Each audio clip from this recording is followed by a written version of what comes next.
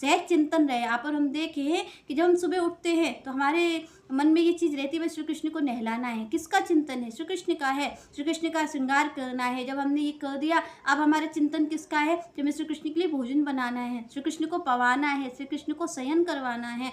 तो यहाँ पर ये सब चीज़ें देखिए, किसके लिए? ये श्री कृष्ण के लिए हैं। सत्संग सुन रहे हैं, हमें क्यों करना है? क्योंकि हमें श्री कृष्ण की प्राप्ति हो जाए। भजन कर रहे हैं, क्यों करना है?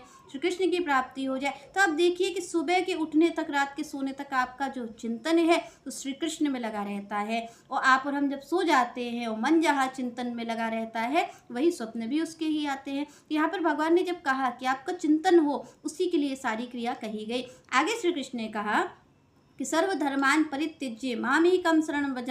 आगे भगवान कहते अहम त्वाम सर्व पापेभ्यो मोचयामि मा शुचः। यहाँ पर जब भगवान ने कहा शुचः, तो ये शुचः शब्द बहुत महत्वपूर्ण है, क्योंकि यहाँ पर भगवान ने कहा कि जब तुम मेरे शरणागत हो जाओगे, सारी चीज़ों को त्याग करके, और श्री कृष्ण कहते जब मेरे हो जाओगे, तो श्री कृष्ण कहते मैं तुम्हारे सारे पापों को सर्वस्व हरण कर लूँगा। श्री कृष्ण का सारे पापों का हरण कर लूँगा। और श्री कृष्ण कहते मैं तुम्हें पाप मुक्त कर दूँगा। जो